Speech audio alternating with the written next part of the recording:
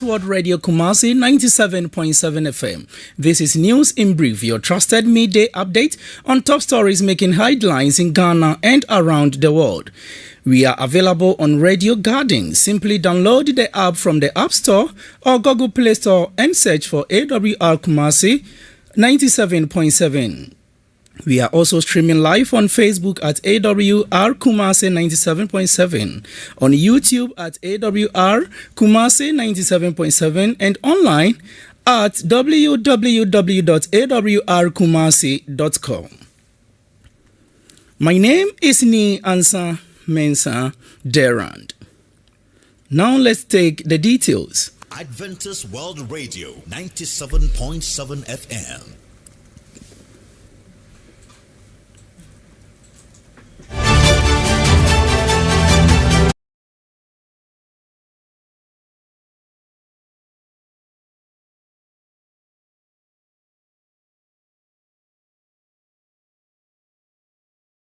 Service is intensifying public education after confirming 20 new mpox cases, raising the national total to 302 as of July 30, 2025. This follows Ghana's first mpox-related death reported on July 22nd, along with 23 new infections. Dr. Franklin Nesiedu-Bequin, Director of Public Health, says awareness campaigns are being expanded to cover all educational institutions and the general public. Guidelines have been developed in collaboration with the Ghana Education Service. However, criticism is mounting. Dr. Kingsley Ajiman from Parliament Health Committee has described the government's response as poor, stressing the need for urgent nationwide sensitization on symptoms, preventing and treatment. Ghanaians are advised to report any suspected mpox symptoms to the nearest health facility. The minority in Parliament is backing public complaints over the high cost of DSTV subscription fees in Ghana and is calling for a diplomatic solution to the standoff between MultiChoice Ghana and the Communication Ministry. In a statement dated August 3rd and signed by Pandai MP Matthew Nyandam, the minority described the concerns of Ghanaians as valid and urgent, urging that pricing be fair and reflect the country's economic conditions.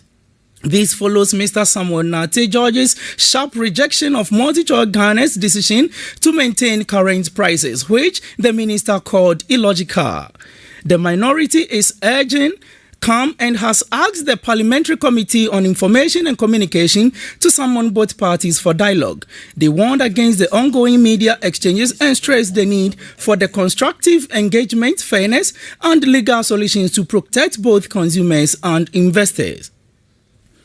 At least 10 people were shot on Sunday afternoon, August 3rd, during a fire outbreak at Ritz Junction in Medina. An eyewitness and victim, Mr. Ernest Opari, who sustained gunshot wounds to the forehead, back and buttocks, told us that a man known as Area appeared at the scene and with a pump-action gun began shooting indiscriminately, even in the presence of police and fire officers. Ernest and 4 other victims are receiving treatment at Pentecost Hospital. The motive behind the shooting is still unknown. Over 50 wooden structures and metal containers were destroyed in the fire, displacing several residents. The blaze reportedly began at a washing bay, with firefighters from Medina Fire Station responding swiftly. A fire has broken out at the Accra Tourist Information Center, drawing a rapid response from the Ghana National Fire Service.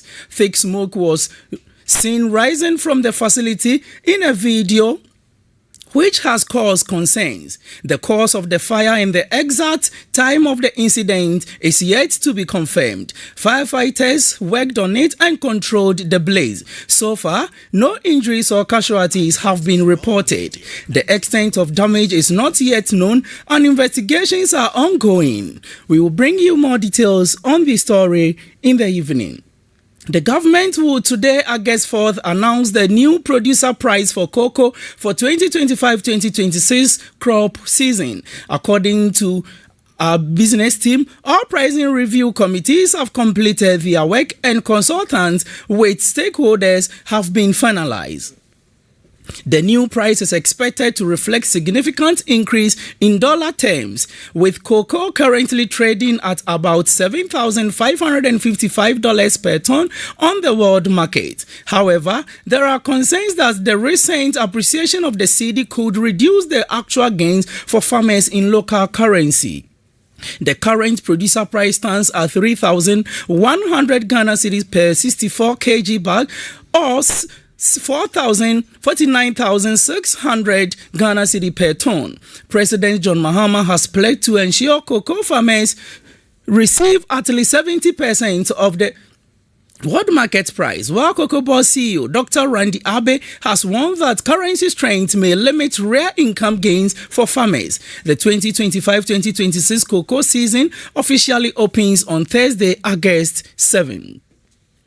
At least 68 African migrants and refugees have died and 74 others remain missing after a boat carrying 154 Ethiopians capsized off the coast of Yemen's Abyei province, according to the UN Migration Agency.